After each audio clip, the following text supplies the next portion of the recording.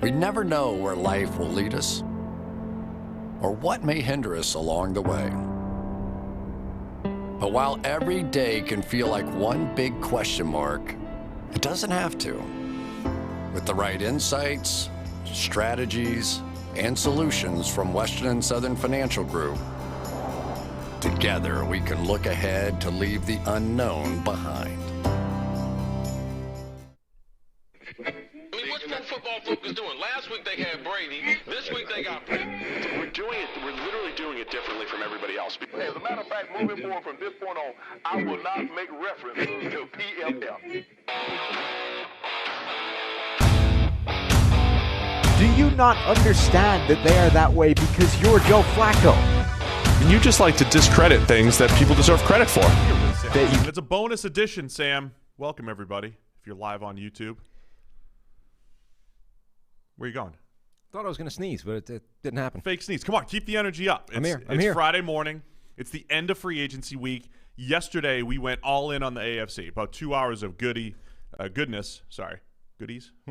Talking about the AFC.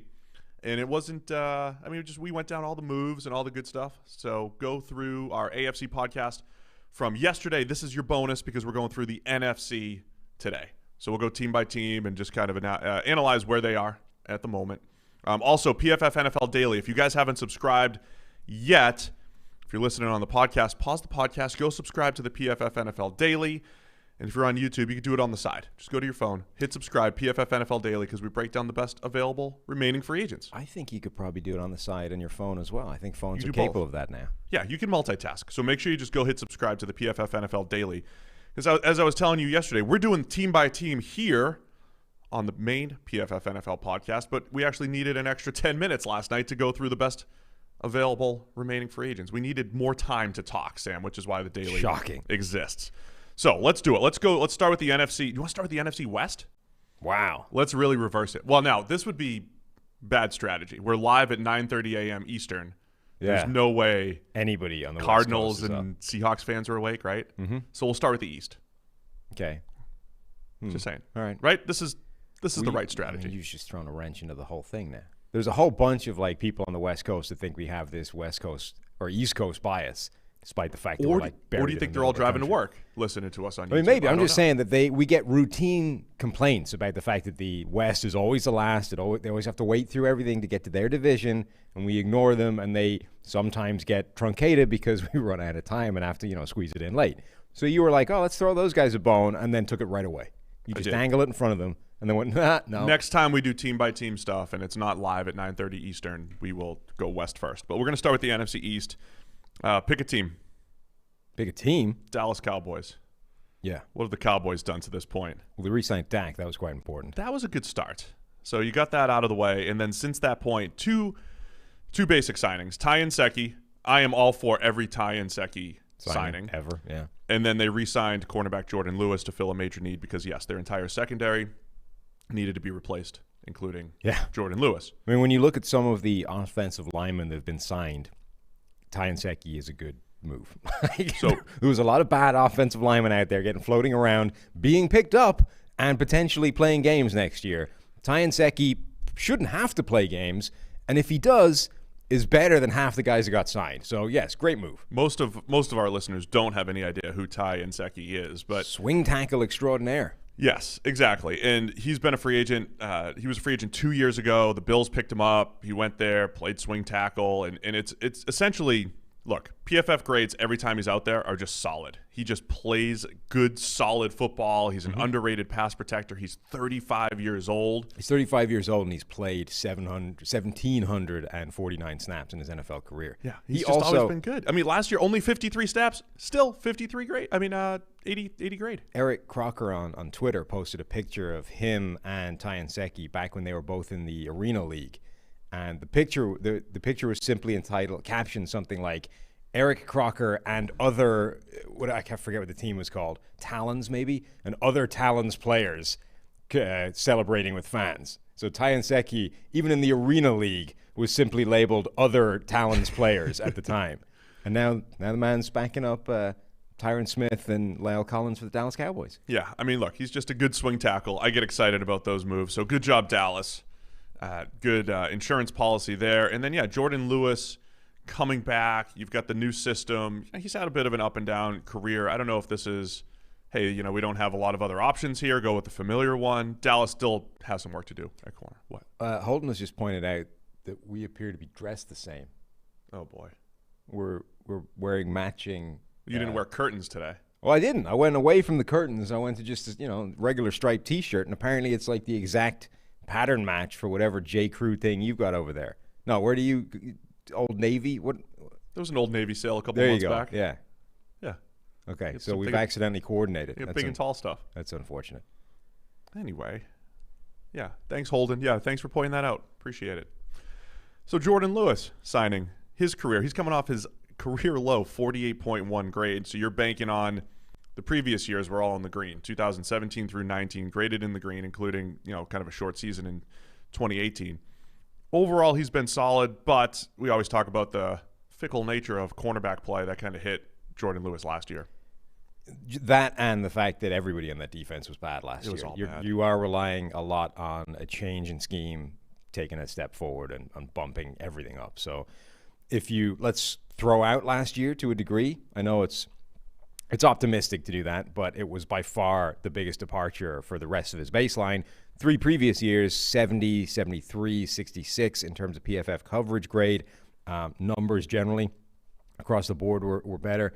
So 45.8. Given what happened in Dallas last year, I think there's a reasonable case to be made that doesn't reflect the true nature of his play. Are you giving their defense the Detroit treatment? You just kind of, maybe we don't weigh this too much. Yes, to a degree. Look, not if it fit everything else we know about the player, but Lewis was better than he looked last year. So if you've got one guy whose season in 2020 was dramatically different from the rest of his career, and we know that entire defense was a mess last year, I'm okay with them looking at the other 3 years and saying that's the player, not this guy. Yeah. They also signed Brent Urban, who, when you look at Urban's career, remember how much we loved Henry Anderson coming out a few years ago. He was like the original Henry Anderson. OG Henry? Yeah. I mean, just the classic old 3-4 defensive end body, good run defender, okay pass rusher. So they bring Urban into the mix, which was good. I mean, you have to continue to build that defensive line. So I think there's more work to do in Dallas, particularly in the secondary. Jordan Lewis, a good step in the right direction. Want to see them attack that in the draft. I mean, if they do get one of those top corners in the draft, and you're talking Caleb Farley, Trevon Diggs, Jordan Lewis in the slot, can deal with that. That's not bad. Yeah. For what looked like a situation where it's like, man, you got to replace a lot of guys this offseason. So Caleb Farley in that defense would be fun. All right, let's go Philadelphia Eagles, another team that will get the easy teams out of the way. Haven't done a whole lot because of – they just cut people. Yes. I mean, what their moves have been essentially cutting for cap space. Trevon Hester, Deshaun Jackson, Alshon Jeffrey, Malik Jackson, the latest. No real significant signings. We're talking full rebuild mode here for the Eagles. Yeah, and then the discussion about what they do at quarterback. Do they give Jalen Hurts a year to be the guy, or do they take – There's no more discussion. There's no more discussion? So, our theory over here at PFF, keep drafting quarterbacks. You're sitting there at 6. Of course, one of those top quarterbacks will be there. I put it on social media, the whole thing. Steve's take is, go get a QB. And Eagles fans reminded me that the Eagles have come out and stated it's built around Jalen Hurts' time. We're going to give him time from the top. That is the edict from the top. It wasn't the edict that they have instructed the Howie in the crew. have instructed the organization to prioritize developing Jalen Hurts rather than find an alternative. Yes, just make him better.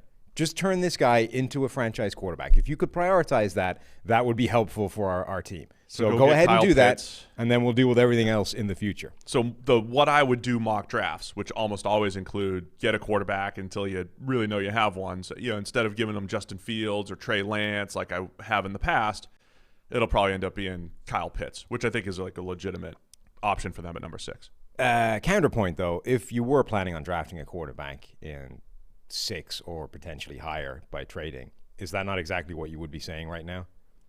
Don't worry, we're good. Jalen Hurts is here. Nothing to see here, gents. Carry on. Oh, if you're or you're like lulling. If you were looking for a quarterback NFL at 6 or higher, why would you advertise that fact right now? If you're the Eagles. No, that's a good point. But there's it's lying season and all that stuff. But sometimes when there's smoke, there's fire. Oh, I could 100% believe it's true. I mean, they drafted him. They were happy to dropkick Carson Wentz out of the building for him. It makes sense. But, Dan Orlovsky went in a big rant on ESPN Why you yesterday. call Dan out again? I'm not. Well, okay. I know I am. I'm about to. But just this part, I'm not. He went in a big rant about Jalen Hurts and how, look, you got to give this guy time. You see what happens, and if he's the answer, great. If he's not, you draft another quarterback. But you do it sequentially. The problem I have with that, though, is you're picking number 6 overall right now in a very quarterback-rich draft. We're talking about 4 of these guys going in the top 6 picks, I think was Schefter's term, right? I think 6 was the number he gave. He said take it to the bank. I think 4 in the first 6 or 7. But 6 was the number, right? So, Philadelphia was the cutoff. So, my point is, this is a very quarterback-rich draft, and you are picking in a spot that has a shot at them. That you can't – when you start talking about what we have at quarterback, and Dan made the point that you don't know. Nobody knows what Jalen Hurts is right now, and I think that is the critical point. Now, he looks at that and says, you don't know what Jalen Hurts is, so you give him time to find out what he is. Our point of view would be, well, you don't know what he is, so you can't rely on him. You have to go and try and find something. And Jalen Hurts might be that guy, but equally you have a shot, a very rare shot to come along and find a top draft quarterback that's in the top 6 picks. So draft one of those as well. And now you've got 2 chances that one of those guys is actually the future. I think the logic is, look, if you don't know what you have in Jalen Hurts, what you have to do is weigh up how likely is it that we're going to get an opportunity to be better, or a better opportunity at a quarterback than this, which is picking at number 6 overall in a very quarterback-rich top end of the draft. If you roll with Jalen Hurts and Jalen Hurts sucks and you end up back here in a year's time, are you going to have a better situation? Let's say you pick 6 again, but it's next year and the quarterbacks aren't as attractive. Now, they might be. Nobody saw Zach Wilson coming. That happens, right? Am I going to have to start defending the other side now? I just think that's the debate, right? Look, you have a very rare opportunity at a potential upgrade at quarterback. You can't just say you don't know what we have in Jalen Hurts, therefore let's wait and find out, because it's all set against the context of what your opportunity is right now, which is the important point. But the other opportunity that they do have is sitting at 6 and having potentially 4 quarterbacks that are really coveted in the top 6, as Schefter said, having the ability to trade back and accumulate draft picks. Because, this is that – remember the Browns a couple years ago when they were completely rebuilding? What's the look for? What happened? Nothing. Okay. Carry on. Okay. They had to rebuild. They drafted Myles Garrett, number 1 overall, and yes, they maybe there were years they passed on Deshaun Watson and Patrick Mahomes and the whole thing. But they ended up getting Baker Mayfield, and they had a much better situation around him. I think that's an honest front office debate, though. Is the Eagles roster so bad? I don't think it is. I don't think this Eagles roster is terrible. Really? Yeah. I think it's falling apart, man. I think there's a lot of pieces in place that this roster could be good quite quickly if they found a quarterback. The Browns situation, I think, is different because that roster was like a heap. There was Eagles, a good argument that said, look, it doesn't matter if we find a quarterback right now. There's nothing for him to set into. It's going to be a mess. The Eagles used to just have a great offensive line and a great defensive line. Even that, Malik Jackson getting released, Fletcher Cox regressing a little bit, Brandon Graham still getting older, so the defensive line probably needs another influx of youth. Linebacker's been a rough situation. The defensive backs, massive question mark. Darius Slay's pretty good. Everybody else around him, massive questions. The offensive line, which used to be a strength, we don't know what Andre Dillard is at left tackle. They've got some veterans that are getting older and that are still good. Wide receiver. Who are their wide receivers? They've brought a whole bunch of people in. We don't know who they have at wide receiver. Tight end. Zach Ertz's about to get traded. Dallas Goedert's there. Good. Dallas Goedert is the key player on the entire roster has been gutted. How much of the receiving core in particular looks bad because of the quarterback situation? Travis Fulgham had a nice little. Travis Fulgham looked good. Jalen Reagor was a first-round pick in a year where all of the receivers were good. It seems it seems relatively implausible that he's just a disaster. I'm not saying they're bad. There are question marks there. So Yeah, anyway, I think it's an honest debate for the Eagles to say, let's go get the core of the offense while we're evaluating Jalen Hurts and go from there. I think it's a debate as well, but the debate is not, to me, the debate is all about the context of what your opportunity to find a quarterback is. It's not how bad is this roster versus any other year. It's fast forward 12 months. If Jalen Hurts sucks and we need a quarterback, what are the chances we have a better shot at one than right now? So I agree with you. I'm just saying I don't think it's egregious on the other side. But somewhere in the NFL, someone agrees with a Dan lot of Orlovsky. people agree with Dan. I think that's the general NFL take. Is like if you got to give a guy 3 years. It's the general Nobody take. gives a guy 3 years That's anymore. what everybody believes in. The Bears were ridiculed for giving Trubisky 3 years, and they That's because traded after the farm year 2, for him. it was clear he wasn't the guy, even though they won the division. It was clear he wasn't good and that they won despite him. It was clear that Josh Allen wasn't produced good despite after him. 2 years, and they gave him a third year, and he's an All-Pro. So it's not a cut and dry debate. You then. virtually never get 3 years anymore. Nobody has that kind of time. Particularly Sam Darnold just got 3 years. I mean, you might get more. Particularly not for a second-round quarterback that never really showed that much in the first place. Anyway, they're going to roll with Hurts, I believe, unless they're just bluffing everybody. We'll see what happens. Let's go to the New York Giants. A couple interesting moves here. So they end up cutting Kevin Zeitler at first, franchise tag Leonard Williams, and then sign him for 3 years, $63 million. Man, that's a lot of money. Yeah. For Leonard Williams. And look, Leonard Williams is a really good player. I just don't think he's definitely not bringing Aaron Donald level impact there. It does keep the two excellent run defenders, Leonard Williams, Dexter Lawrence in there. They're pretty good pass rushers. It's a nice interior defensive line, but probably not the place we would deploy resources. I think their offensive line is one of the big stories for them. Andrew Thomas played left tackle last year as a rookie. Right now, they restructured Nate Solder, and the word is he might be a swing tackle. So, last year's first rounder Andrew Thomas to start, last year's third rounder Matt Parrott, who we liked a lot coming out, might get a shot to start at right tackle with Nate Solder in his fresh pay cut, potentially being the swing tackle. I mean, I don't mind that as a strategy with the three of them, and still have some work to do there, but I think that's one of the stories, getting that O-line solidified in New York. The Leonard Williams thing, I think, is interesting because, Donald isn't the fair comparison, even though their contracts, that's the one guy he's behind. I'm only comparing it because of the contract. But that's the one guy he's behind, so that's why the comparison gets made. But I think the fairer comparison is DeForest Buckner, who I think is third. So DeForest Buckner traded for the first-round pick, got the monster contract extension. Now, Leonard Williams versus Buckner, I think the same thing is true, where Leonard Williams does not compare favorably to DeForest Buckner either, and yet that's a far more human comparison to make. So yeah, it's too much money for a guy that isn't as good as that. Somewhat breaking news here. Hasn't been. I just see one report that the Bengals have signed Riley Reif. Okay. 2 days ago in the little internal PFF story here, somebody accidentally put Riley Reif on the roster, in our database. Yeah. And then somebody couldn't remove him. Couldn't remove him, right? So we're sitting there like, Don't oh need to no, anymore. Riley Reif is on the Bengals, and I said, I'll call the Bengals, tell them to just sign him. Smart. And then we don't have to fix the database. Perfect. So, thank you, Bengals, for fixing the PFF database. Riley Reif, back home where he belongs. Bengals left tackle. Does that take him out of Penei Sewell? Discussion. No.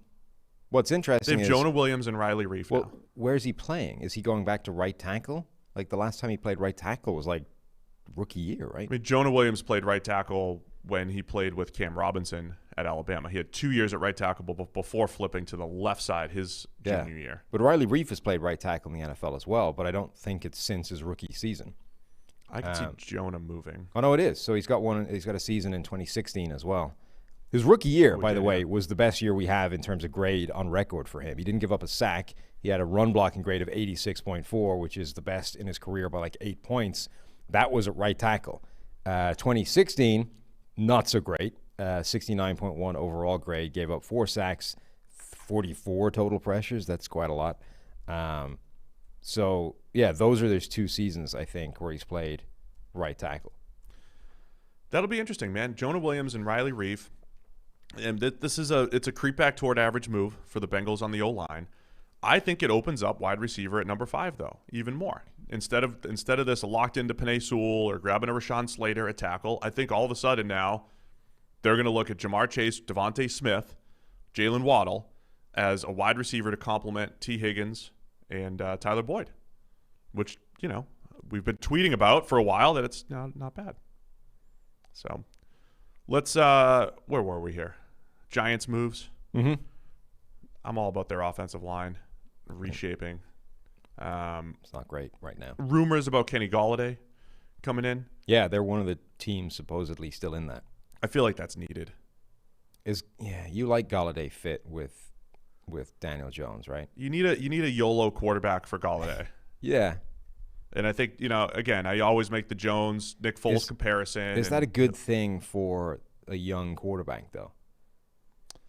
It's not so much that it's good for a young quarterback. It's good for a quarterback like Daniel Jones that I think has high variance.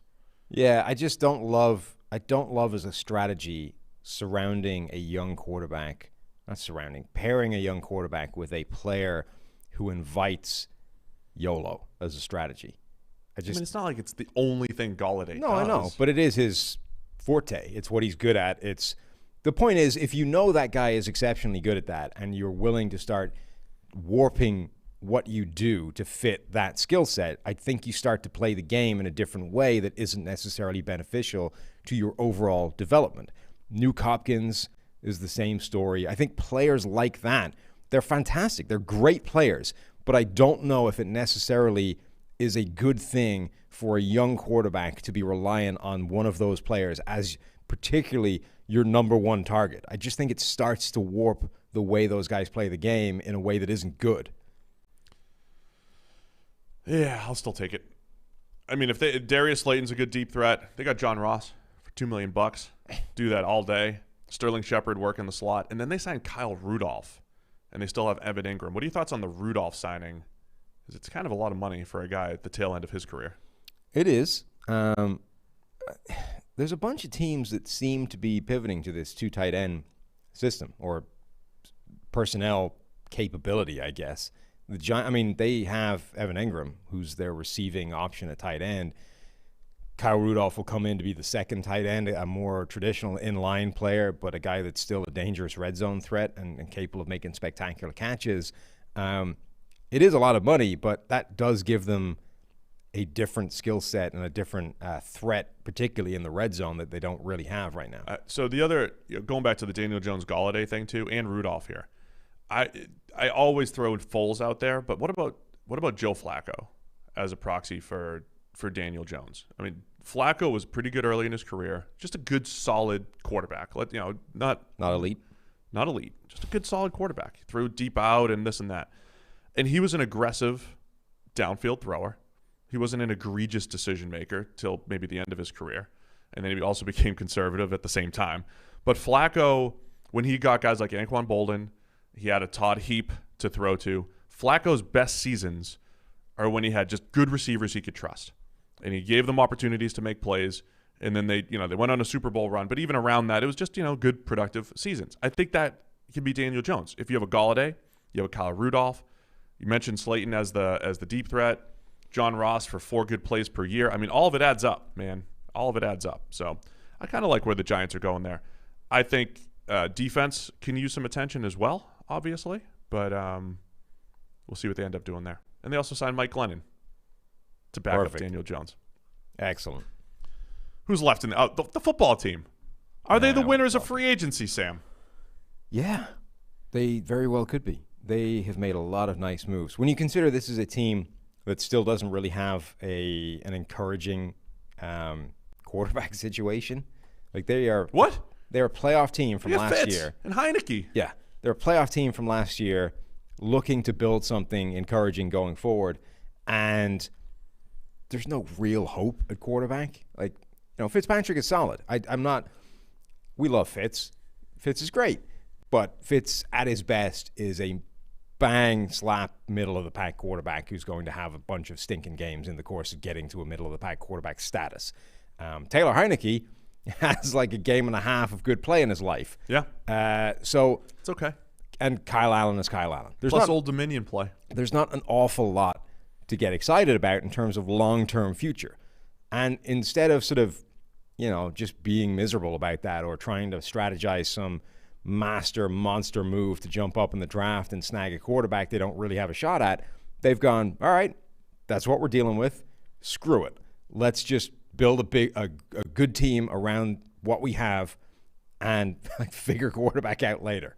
And I think there's a lot to be applauded about that. They have done what we suggested a team might have to do, which is just say, let's just start swinging at these veterans year after year sequentially. Now, okay, they've only done it once. It might all unravel and they get a shot at a quarterback next year. Alternatively, this might be a good roster for a few years that they just have to roll with on a yearly basis with whatever aged veteran is around and capable of viable quarterback play. Next year, it might be Mariota.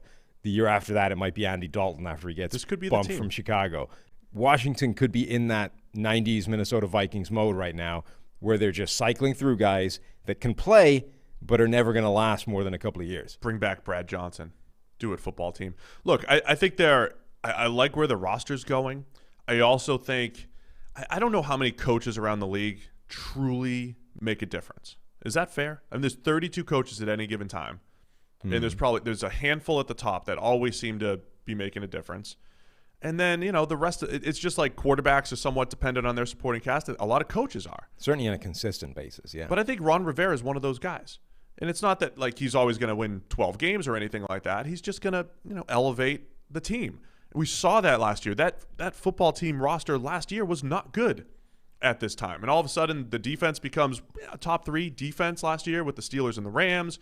They started to build that defensive line. The offense always had those quarterback issues, but the O-line came together. So now they're attacking playmaker with Curtis Samuel. They lost Ronald Darby, replace him with William Jackson, our top-rated corner in free agency here. So I like the moves that they're making. And I think there's still other plays to be made at wide receiver, but having Terry McLaurin, former Ohio State teammate Curtis Samuel as that hybrid wide receiver, can line up anywhere, outside slot, put him in the backfield. You have Antonio Gibson in the backfield, who's another wide receiver hybrid. Look at the creativity that you have there. And so I think the football team's looking at this like, roster's getting better. Ron Rivera, I'm a good coach. I'm gonna keep these guys in it. We're an 8-8 team no matter what. Get some pretty good quarterback play. We're 10-6. Football team's starting to come together here. It is. I think the William Jackson move is a great one. He has a significantly better PFF coverage grade over his career. They actually have very similar coverage numbers, except in a couple of areas. So Jackson and who? Jackson and Ronald Darby, sorry, yeah. The player he's replacing. They force incompletions in their career at about the same rate. They give up about the same yards per reception. They are targeted at about the same area, all this kind of stuff. Where they differ is that for their careers, William Jackson has given up a passer rating that's 7 or 8 points lower than Ronald Darby, and then completion rate. So completion rate, he's about 6.5% better off than Darby as well. So just generally, they impact directly the plays about the same, but it's harder to complete passes on William Jackson than it is Ronald Darby, is the simplest way of putting that. And his grade is a little bit better because of that. So plus he's, a little bit more reliable year to year. I really like that move. The only thing that concerns me about what they're building here is, the Curtis Samuel signing, Antonio Gibson. They have a bunch of these players where you look at it and you go, this is really fun. You can get really creative with these guys. You can do what we've been talking about for a while in terms of motion that causes mismatches. Curtis Samuel can be motioned into the backfield. Antonio Gibson can be motioned out of the backfield. Suddenly you've got this collection of hybrid players that can cause all kinds of nightmares for defense from a personnel standpoint. But you have to do that. Otherwise, they're just guys, they're just receivers and a running back. And I guess I'm always making the assumption that they're going to use these guys. Yeah, but Curtis Samuel in particular, his time prior to this most recent regime in Carolina was not the most creative usage in the world. True. So There's a lot in theory. There's a lot you can do with this group that's very exciting, but you need to turn that theory into practice. Otherwise, it's just untapped potential. I repeat this a lot for a lot of teams. I've said this for the Colts, said this for maybe even the Patriots. In the middle of the first round, Washington, we love Rashad Bateman from Minnesota. Like, going back to the well at wide receiver would be a good move, and they're also probably in the market for a starting left tackle at that spot. And I know there's defensive players to be had there as well, but you talk about a starting left tackle to solidify this offensive line. Don't forget they kicked off free agency by franchising Brandon Scherf, and you're looking at an O-line that did, come together last year. Chase Roulier had a breakout season at center, and they have Morgan Moses at right tackle. Solid up front. Could get a starting left tackle. But if you added Rashad Bateman in the middle of the first round at wide receiver to Terry McLaurin and let Samuel be the 3, I know he's making number 2 type of money. He's in that Corey Davis type of range money-wise. But Samuel's best bet is still as number 3, change it up, move him around, and create mismatches, not necessarily be a true number 2. So I'd still like to see them attack that. I think they really should maximize what he can do as a backfield threat. Last year, Curtis Samuel had 70 snaps in the backfield. His previous 3 years combined, he was under 20. Yeah. Well, the previous last year at this time, I was writing about Curtis Samuel and the Panthers' inability to throw the ball down the field because they threw to Samuel all the time, and he's just not. Like, they were asking him to be Terry McLaurin, essentially, be this downfield, run the deep post, run the go ball. That's not really his game, but he can work the middle of the field and do all that stuff that we're talking about. So anyway, football team, I think a lot of people at PFF here in agreement, making a lot of the right moves. They're also, I think, they've put them. This is a great situation for them in terms of they've done it the right way, because now you go into the draft, you say, all right, yeah, Rashad Bateman in the first round makes a lot of sense.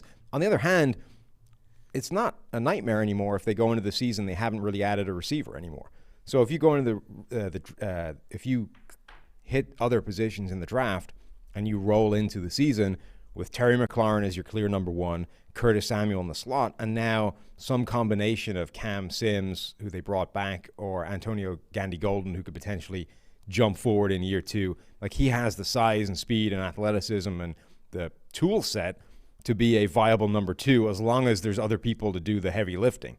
Yeah, it's not like they don't have other young options. I just like more options. Sure. I mean, obviously, if you add a first-round wide receiver to that group, it's better, right? But they're no longer in a position where you look at this receiving group and go, this is a disaster if they don't find somebody opposite Terry McLaurin. Now you have the actual flexibility to say, you know what, we liked the flashes that we've seen from Cam Sims, and Antonio Gandy-Golden has some skills, so maybe we'll let him try and develop in year 2. Fitzpatrick YOLOing the ball to him, we might have something here. All right. We're going to the NFC North, Sam. All right. I just told the Twitter followers, Bears breakdown has started. Oh, dear. We're going to the Bears. Mm-hmm. Andy Dalton is the biggest move. Your big splash. I predicted a big splash from the Bears. It wasn't for lack of trying, but former neighbor Andy Dalton is going to Chicago. Yeah. Your thoughts? Let's start with this. Everybody's kind of making fun of the Bears and all this stuff. But like, what's their alternative? Once you try, they tried Watson and Wilson, and they tried on Wentz, allegedly. They tried everywhere they could. They probably couldn't get Stafford in the division. They're in the middle of the first round. They could still draft a quarterback if they fall, but at some point, the Bears tried. They couldn't get anybody. I think you have to ask yourself how hard they tried. Now, the contract or the trade offer that was allegedly turned down by the Seattle Seahawks was, I think, 3 first-round picks and 2 defensive starters. Is that just 2 starters in general? Sorry, 2 starters, period. Does that tally with your memory of it as well? It does. Okay. It's 3 first-rounders. So that... And we were predicting, like, David Montgomery, because you always got to take the running back to the Seahawks. Forget trying to place numbers. Okay, go ahead. 3 first-round picks and 2 starters. That is certainly an attractive package, but it's not like a blow-them-out-of-the-water deal. What else would you want? 2 keep second-rounders? I mean, my point is, that's fine. That's a healthy trade haul, but it's not like that's the moving Russell Wilson and or Deshaun Watson would be fairly unprecedented trades in the modern NFL, at which point you probably need to put a fairly unprecedented trade package in front of them to make that happen. This is attractive, but it isn't that. So the point with the Bears is that everybody in that building is getting fired if they don't find an answer at quarterback, at which point you are no longer burdened by the specter of what happens if you trade the farm for a quarterback and it doesn't work out. You're already getting fired. So what the hell? Just keep going until they say yes. Because there are still bosses that you have to. Who? You can't literally. Who's the boss? There's no oversight. Who is the boss? You're Ryan Pace. You're the GM of the Chicago Bears. You and Matt Nagy are on the same page in terms of if we do not have a seismic upgrade at quarterback, we're all getting booted out of this building. We are going to trade whatever it takes to get Russell Wilson or Deshaun Watson. Who is your boss that is preventing you doing that? Virginia's going to. Yeah. Virginia's going to come in, shut it down. Put the boot down, and say, not on my watch, assholes. I mean, if you, at some point, you can't just sign off on everything. Somebody else has to sign off on it. And if it's like, look, we're going to bring Russell Wilson in. You literally have the sign off. You're the GM. But we're going to lose 3 first-rounders and 2 second-rounders. I mean, bringing Russell Wilson to the Houston Texans, essentially, is what you would be doing. So what's the point at that point? I think you still have a better shot of being successful than you do right now. Because then you're like, well, we have Russell Wilson. Now we need 3 years to build the roster back up after we gave up everything. Virginia McCaskey was born in 1923, and you think she's going to come in and drop the hammer on Ryan Pace and say, you're not making this trade? Yeah, according to this, she fired her son back in 1999, so she would.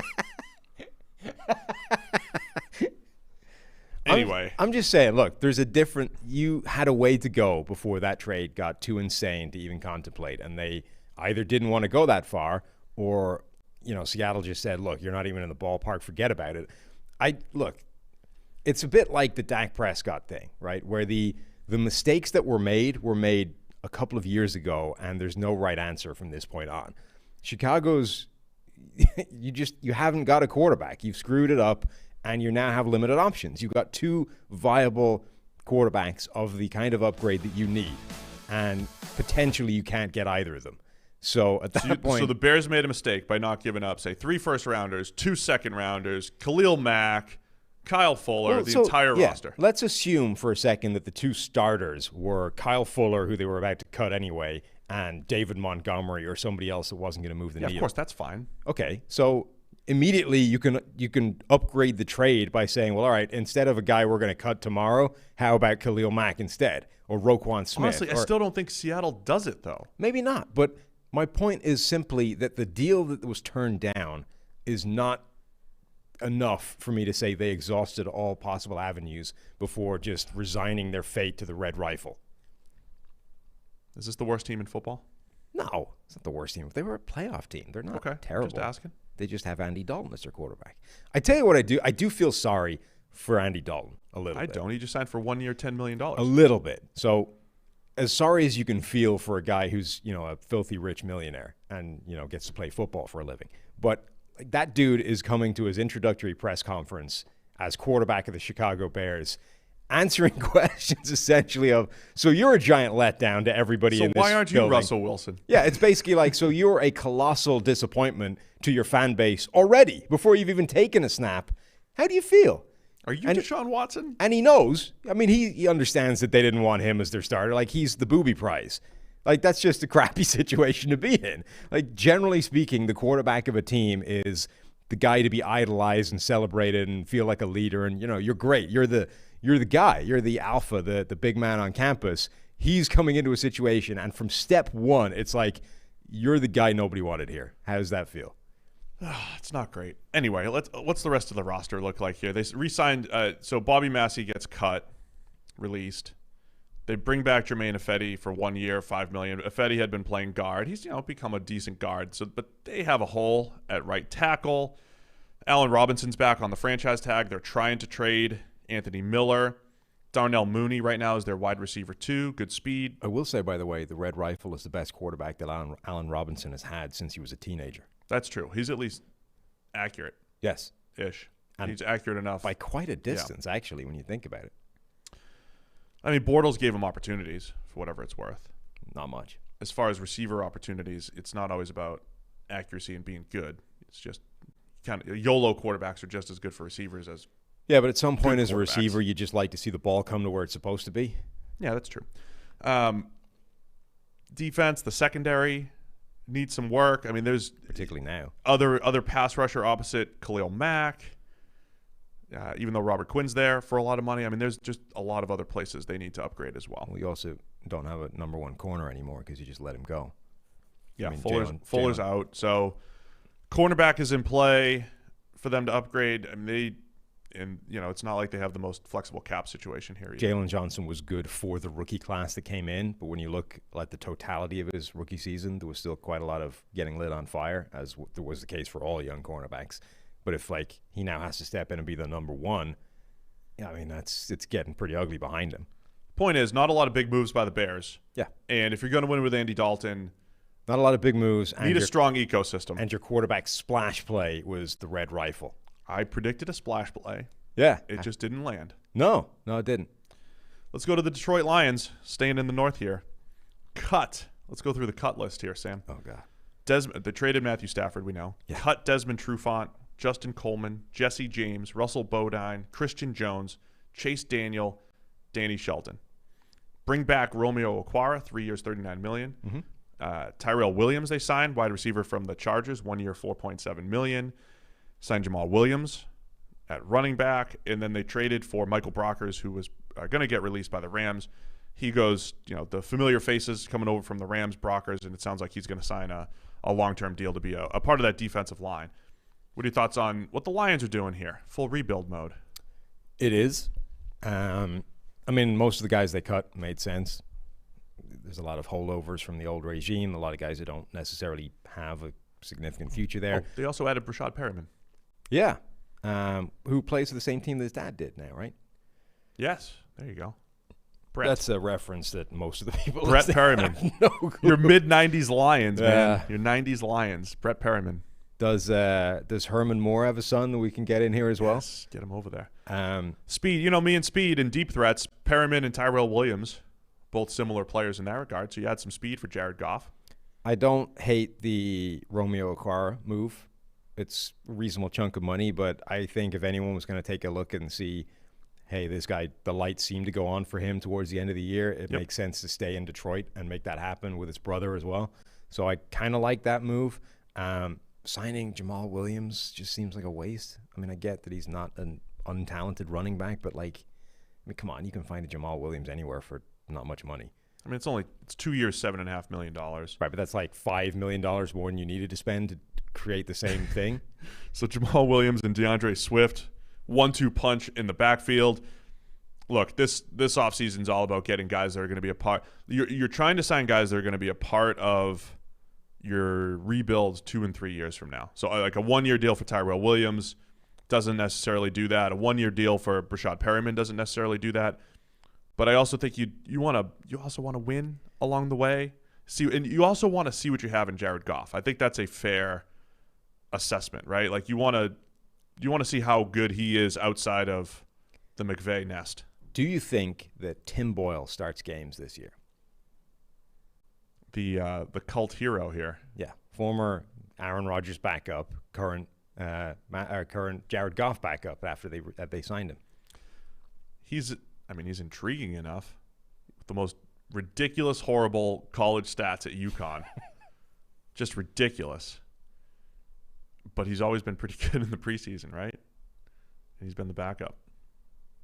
80.1 preseason grade in 2019. I'm going to say he grade gets in starts 2018. this year over Jared Goff at some point. Really? Yeah. That's your prediction? It is. See what they have in Tim Boyle. The latest of late bloomers. The other thing that I really like about this is they traded for Michael Brockers. And the reason this is my favorite trade so far because it is almost the least you can possibly trade for a human being in the NFL. They have traded a 2023 7th rounder for Michael Brockers. Now, you're only allowed trade picks 3 years in advance, so it's as far off into the future as you're legally allowed to trade. The only two things that would be worth less than this are, one, if the 7th round pick was conditional, or two, if the two teams swapped 7th rounders in 2023. And that might not even be less because technically it could actually be worse. So, that's like, we are cutting this guy, give us anything, literally anything. Just make it legal, and we will take the deal. Brocker's a good, solid run defender overall. I mean, that's the thing. It's actually an upgrade. He's better than anybody they had there last year. Didn't have a great year last year. What am I looking at? Preseason. It wasn't as good last year, but overall, he's been a really good player for the Rams, and great locker room guy, the familiar face, and the whole deal. So great locker room guy right up until he has to talk to Jared Goff after the. Oh yeah, I forgot about that. To be fair, the quotes were like, they obviously they were out of context, right? Like just preceding him saying Matthew Stafford is a big upgrade over Jared Goff, he went on like 3 paragraphs of saying Jared Goff's a really good quarterback. The Lions got a good one. He's been to the Super Bowl, yada, yada, yada. And then it's like, oh, yeah, but, Stafford's an upgrade. Of course he's going to say that. He's with the Rams.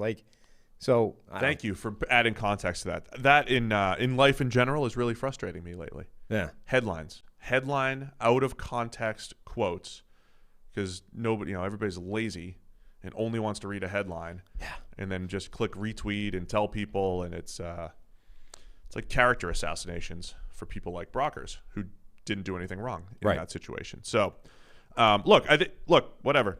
Lions are doing some stuff. I think there's a lot of bridge moves in here, especially at wide receiver, which is all fine. You don't want to have a completely depleted roster. You want to be able to evaluate the players around you, and you want to be able to accumulate players that are going to help you for the future. Aquara is their biggest move. Fine with that. Sign edge defender Charles Harris. Take a flyer on the former first rounder. They're also you can see that these moves are not short term. Like they're putting pieces in place. Everyone has a 6-year deal. They are putting in.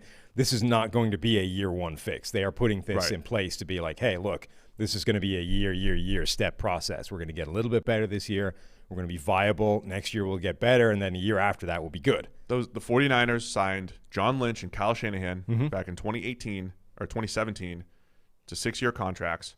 They had 17, 18. It's a great idea in theory. Trudged through, and then 2019 they're in the Super Bowl. It's just whether you can have the stomach to see it through if it doesn't look like it's going great immediately. Like it's very hard to sort of look at that midway through what's supposed to be the plan and say if this is working or not. Yeah, I mean the key is identifying players who's going to help us in 2023. Who's going to be here in 2023? Who's going to help us get there? But who's going to be here in 23 and 24? But if you're like, if year 2 of the plan, you're like 4-12, that's where it gets really hard to determine if this is going in the right direction. Because you might have added a bunch of talent and it might even be working out, but if you still suck, it's really hard for everybody collectively to sort of sit down and go, well, okay, we're supposed to be here on this curve. Where, in fact, are we? Well, that was the last Lions regime, right? They just lasted 3 years. In year fired. 2, it's like, Yeah, so everybody gets fired, and it didn't do anything. You might even have been heading in the right direction. All right, going through the rest of the NFC North. Green Bay Packers have re-signed Aaron Jones and cut Rick Wagner. That's it. Okay. So they still have they got questions on the O-line. Aaron Jones is back. A.J. Dillon will be his backup, so it'll be a little 1-2 punch there. What's your take on that? I wouldn't have paid that money for Aaron Jones.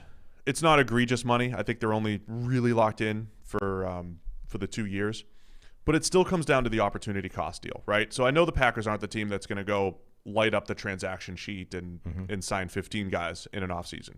But when you look at their roster, losing Rick Wagner as a starting right tackle is kind of a big deal. So if you're talking about, if I was going to deploy resources between Wagner and Aaron Jones, I'd probably lean tackle at this point because Aaron Jones is a fantastic running back. He's been great in the red zone.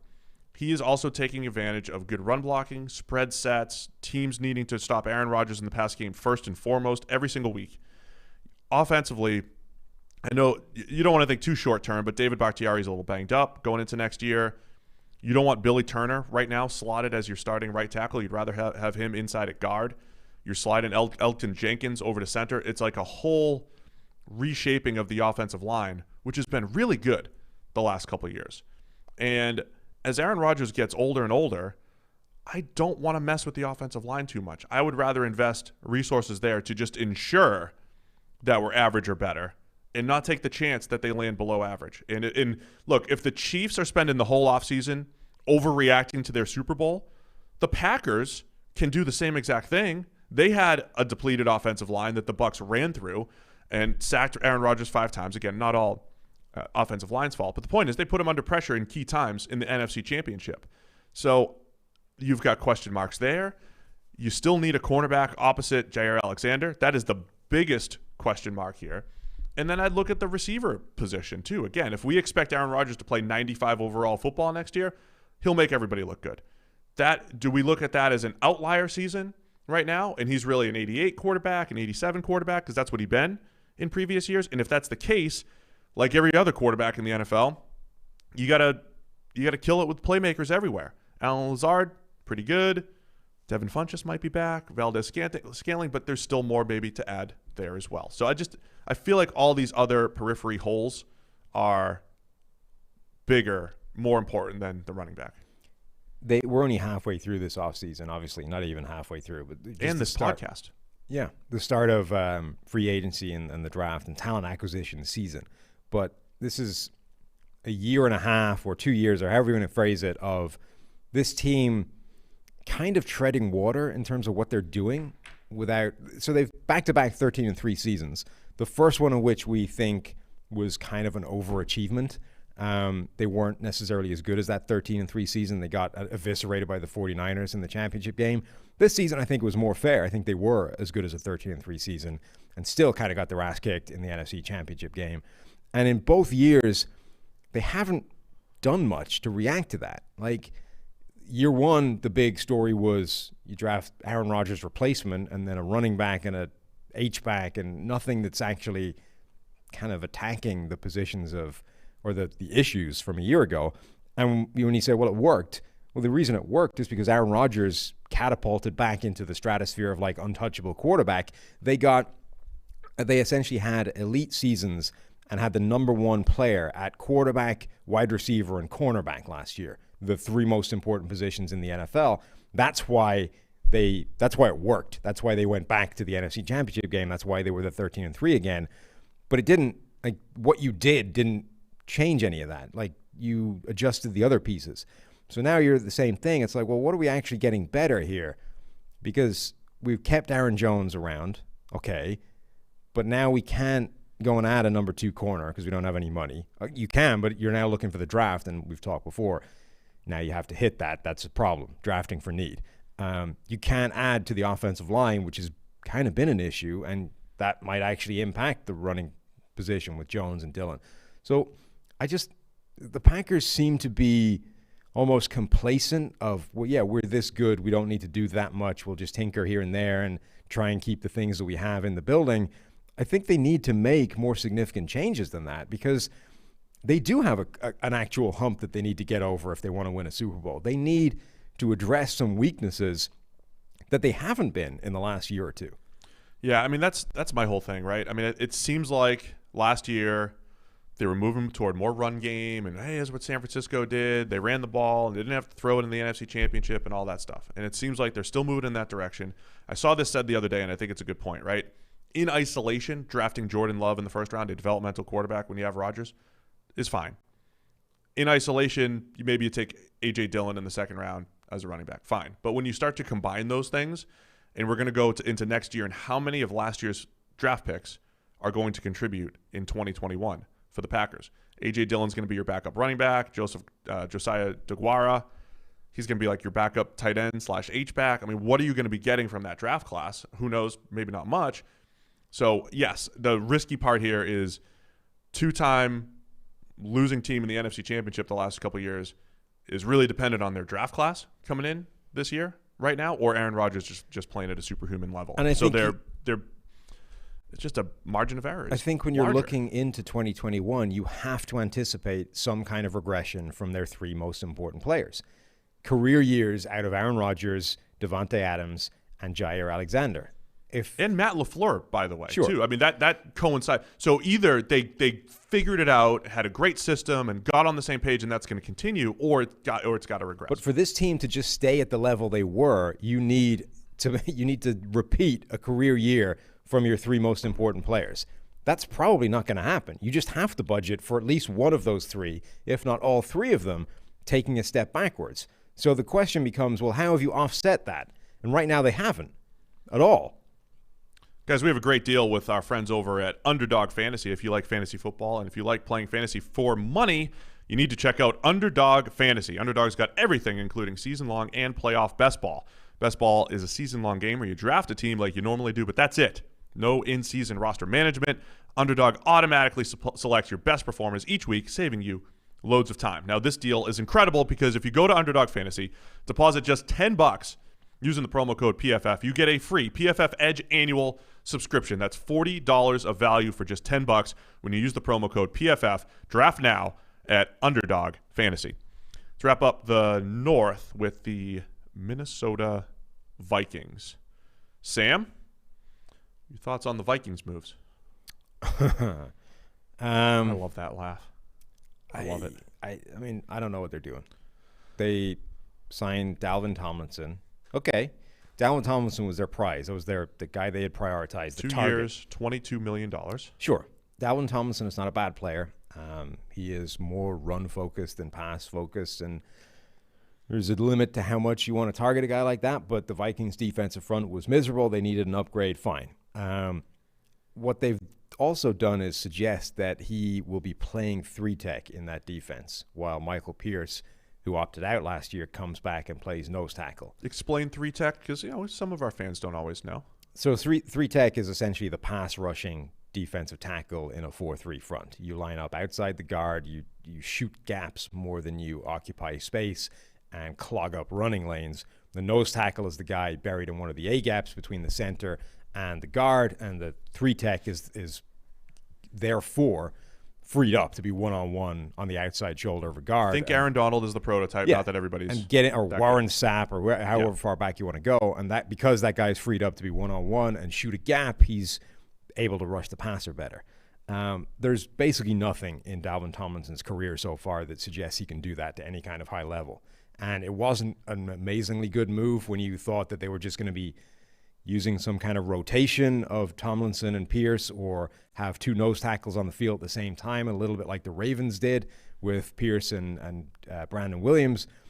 But to come out and say that one of your nose tackles is just going to be your 3-tech, that sounds bad. I mean, that sounds like you're just not going to have an interior pass rush, where if you are, it's going to be manufactured with linebackers shooting the A-gaps or whatever it is, and that just doesn't scream great process to me. Their other move, Patrick Peterson coming on board. The more I think about this, the more I don't hate this one. Really? It's a lot of money. Like, it's 1 year, $10 million. Yeah. I mean, not a lot of money. It's good money for a guy who isn't the player that he once used to be. On the other hand, he isn't terrible. And a big part of Minnesota's issues last season were like terrible players at corner, or terrible play at corner. They went into the season essentially relying on an entire stable of young cornerbacks playing well at the same time, and that's never going to happen. You got pretty good play by Cameron Dantzler, particularly down the stretch. You didn't really see a whole lot out of Jeff Gladney. You didn't see anything really out of Mike Hughes. There's not much to get excited about. So Patrick Peterson, coming off a 55 overall grade and getting beat for a passer rating of 100 and a completion rate of 67 and blah, blah, blah. Not a lot to be excited about there. But as a sort of stabilizing influence, like, let's hope Cameron Dantzler takes a step forward. Just a veteran presence that we can plug in and at least think he's not going to post a grade in the 30s, which was a real concern for a lot of the players they had last year. I think it's probably worth doing. I might have gone in a different direction in terms of the actual player, but I don't think that's a terrible situation to just say, look, we need 3 cornerbacks to play at a viable level for this defense to have any shot. At the moment, we're confident in maybe 1. Put 1 more in there that's not going to give up a catastrophic level of coverage. Yeah, I mean, in the short term, that's fine. I guess the question is, are they still somewhat rebuilding this roster? I don't think they're going into the year thinking, man, we need another year. You got to win. I mean, you have Cousins under contract. You have receivers to throw to. You got Dalvin. They're expecting to go out there and win. So they are making these, moves on the side to try to win this year. The big drop off for Patrick Peterson last year, 16th percentile grade in single coverage. That used to be his thing, right? You throw him on an island, good single coverage, man coverage guy. Never been a great zone guy, Peterson. 16th percentile last year. The previous 3 years he was well above average. That was his thing. So last year you started to see that drop off in 2019 after he had the suspension. 2020 it continued. So it's a 1-year flyer on Peterson. To your point, just being a stabilizer for the Vikings' long-term health as an organization. Though Dantzler, Gladney, those guys need to continue to develop this year. Pass rush still has been an issue, remains an issue. Dalvin Tomlinson unlikely to be solving that. And we've been railing against the sack thing too. Like that was Tomlinson, right? He kind of stumbled into a few more sacks last year. He's always just been an okay pass rusher. At nose. You use the term whack-a-mole a lot in terms of roster management. And sometimes you just get behind the 8 ball and you're chasing, trying to hit one hole and then plug up another hole. And whatever way you want to phrase it, it feels a lot like, there's this Vikings roster. It's like fighting a forest fire, right? That's a good whack-a-mole. The fires proxy. keep popping up. You keep running to the spot, putting out this one, and then 2 miles away, it flares up somewhere else, and they're just scrambling. They're behind the 8 ball in terms of this roster management since the Kirk Cousins contract, the first one, was signed. It was never that Kirk Cousins contract prevented them from doing things. It was always going to be that it just squeezed them from when he signed to whenever he's not on the roster anymore. They were going to be squeezed. And what that does is shrink the margin for error that you have. And it means that if you don't hit on a few moves in terms of talent acquisition, that's when you get behind the 8 ball, and that's when you're chasing and you're playing whack-a-mole or trying to put out forest fires. And right now the Vikings have just missed on too much. And because of that, they're trying to patch up holes, and there's just too many of them. So they're scrambling around. It's like, well, the defensive line was garbage last year. Let's hope that we bring in a Dalvin Tomlinson. Michael Pierce is coming back. Let's desperately hope we can keep Donnell Hunter in the building because he apparently wants the hell out of here as well. And then the defensive line might be okay. Oh, also the secondary was ass. So let's try and bring in a veteran because all of the guys that were in kindergarten, as Mike Zimmer said, they didn't make it to the master's program by the end of the season. So let's bring in a guy that's at least qualified. Okay, it was in 1982, but he probably still knows what he's doing. Bring in Patrick Peterson. Now the secondary might be okay. Oh, crap, the offensive line is still in pieces. Now what are we doing here? Oh, we've got to cut Riley Reif to get some cap space. Now it's just... Were you in meetings, man? They're like too far behind. Experience. They're too far behind, and there's no way of catching that up with the amount of cap space that they have. The Cousins contract puts them too close against the cap every time. Yeah. They can free up enough to make 1 or 2 of these moves, to patch 1 or 2 of these holes, to whack 1 or 2 moles, to put out 1 or 2 forest fires, but then you're done. And if it didn't work, like if the move you made didn't put out that forest fire, now the whole place is just burning down. Minnesota's burning, huh? Minnesota's burning. O-line construction always fascinates me because there are so many moving pieces. Sometimes guys can switch positions and the whole deal. Minnesota has one established starter in Brian O'Neill at right tackle. There's rumors that he'll move to the left side, whether that matters or not. Ezra Cleveland, they drafted in the second round last year, played him at guard, but he was a tackle at Boise State. So I'm looking forward to seeing how they're going to move these pieces around. Guard has been just a disaster for them, as has center over the last few years. So it's really that interior that needs to be shored up. They've had solid tackles and still not been a great offensive line the last couple of years. They are a team that should be desperately searching for this second wave of offensive linemen in free agency. Now, we've talked before that, look, whatever they try and do with the offensive line doesn't seem to work. If they draft guys, it doesn't work. If they sign free agents, even ones that look like they should be average, Mike Remmers, Riley Reif, hasn't really worked. Here's a question, right? You have to just keep swinging. Contrast their team building strategy with the Patriots, where the Vikings have a higher priced, he's still a mid-tier quarterback who has graded pretty well the last couple of years and always put up good numbers, but not always productive numbers, so to speak. Mid-tier quarterback, high-priced, limited, building the roster on the edges versus what the Patriots just did. Mid-tier quarterback, bargain rate, overpaying for the edges of the roster, but really solidifying all sorts of needs up and down the roster and giving Cam Newton a much better chance to succeed, whereas Kirk Cousins, maybe his chances are diminishing right now unless the Vikings make a lot of good moves. Yeah. I mean, Kirk Cousins stepped onto what was believed to be a championship caliber roster in 2017 and was supposed to be the guy that made the difference between NFC championships like the Packers and Super Bowls. And he didn't. And the roster got worse and has been getting incrementally worse every year since then because of the pressure that his contract places on that roster. And again, it's not that it's prohibitive.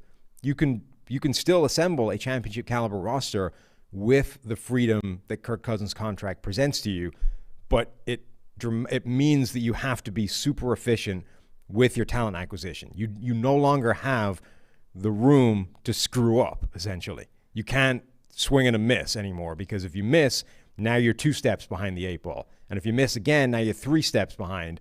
And that's what has happened with Minnesota, is they've missed a lot, and every miss puts them further and further behind, and they just keep losing pace. That's the Rams with Stafford now with no draft picks, right? Or with fewer high-round draft picks. Yeah, except they at least trade their draft picks for proven commodities, typically, the high ones. So true. You don't quite have the same risk of spending the draft pick and that guy being a bust and it not working out, and now you're behind the, like, they're at least using that draft pick for incredibly high degrees of confidence players that they know will be good. All right, let's go to the NFC South. Not a lot to talk about with the Atlanta Falcons. They released Alan Bailey and Ricardo Allen, a couple veterans who, probably on their way out anyway. And then they traded for Lee Smith, Sam. Perfect. Not the former closer of the Boston Red Sox, Chicago Cubs. Not that Lee Smith. The run-blocking tight end / offensive tackle, Lee Smith. Nice little compliment to Hayden Hurst there. How dare you? You put some respect on Lee Smith's receiving prowess. I love a good 300-pound tight end receiving. Lee Smith caught 4 of the 6 passes thrown his way, and half of them were touchdowns. You respect that. So look at Matt Ryan's touchdown total going up. There's really not much to chat about with the Falcons. We're just trying to cover free agency stuff here. How much do you think he actually weighs? Like, he's listed at 6'6", 265, tight end weight. 280, 285. 285? He's more. Okay. Similar. Yeah? Similar to me. Very similar to you. Yeah, that 285 range. I mean, if you're 285, I'd say he's heavier. He's chunkier than you are.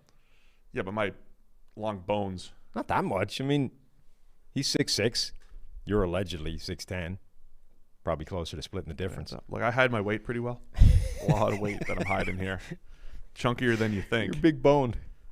Any just overall thoughts on the Falcons and other ways they can shape this roster going forward? Well, the biggest thing they did, I think, was rework Matt Ryan's contract in a very interesting way. It was to give them cap space, but it also made him essentially untradeable for at least a couple of years.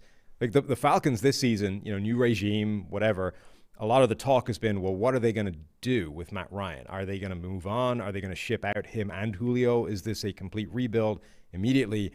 They can right now. Like, Matt Ryan is there for at least a couple of seasons now. And next year, I think, his cap number becomes monstrous. Like, so they freed up some space right now. That's risky, but at the cost of Matt Ryan crippling them next year. Yeah, the next year thing scares me a little bit. I could also see Arthur Smith saying, look, I can win with Matt Ryan over these next couple of years. Absolutely. Right? I just did it with Ryan Tannehill. I can move the ball with Matt Ryan. Let's do that. I could see that happening, but we got to figure out what these moves are. They freed up the money to just, grab this second wave of free agency potentially here? Yeah. So Matt Ryan's cap number this year is $26.9 million. That's not a huge amount for a quarterback anymore. Next year, it is $48.6 million. Ouch. That's crazy. This year, his dead hit, if they trade him, is $65 million. So that's not happening. Next year, the dead hit is $40.5 million. So that's probably not happening either. I mean, next year, at least it's in the realm of, I guess you could do that if you were desperate enough, but you're probably not. Another team drafting Kyle Pitts at 4 overall. Yeah. So they're the other team that should just be trade down, trade down, trade down. Defensive line help, secondary help, receiver depth, offensive line depth, and maybe a starter in there. All those things need to get hit at some point, late free agency and in the draft. Mm-hmm. That's it on the Falcons. Oh. Carolina Panthers. Let's just throw it out there. The Carolina Panthers kicked off free agency with 2 curious moves. They signed Cam Irving and Pat Elflein, 2 offensive linemen, former first-round picks, who have not really been all that good at the NFL level. They signed them as soon as things started. No. Stop it. You can't leave it there. You cannot leave it as they have not been that good. Pat Elflein and Cameron Irving have been bad NFL offensive linemen. And I use that in the context of just lasting in the NFL makes you above, the baseline of most guys suck. They have been bad. I think Ben Lindsay had the statistic that they ranked like 101st and 103rd out of 103 players in some grading over the past 2 or 3 years. I joked when they signed those guys, both in like the first hour of free agency, of legal tampering, which means they were targeting those players. They didn't just like stumble into them over the course of like shopping in the bargain basement bin 3 days into free agency. They went out and targeted these two offensive linemen immediately to bring them on board. Here's some perspective. Hang on. I joked before that, like, did they accidentally reorder the column and sort it like for last to first instead of first to last? It's a good joke. But if they had, you couldn't have found two better offensive linemen. Like, that would be number 1 and 2 available offensive linemen on your free agent board if you were sorting by how bad they have been over the last couple of years. I was trying to be so nice at the beginning. No, I'm not having it. So you dragged me into this. Pat Elflein and Cam Irving have combined for 10 seasons in the NFL. 7 of those they've graded combined in the 40s. Yeah. In 7 out of those 10 total so seasons. 70% of their collective seasons have graded in the 40s. Correct. That's the stat. That's bad. Yeah, it is. Not good. That's bad. It's not actively good. Terrible. Yeah. I will say they offset it.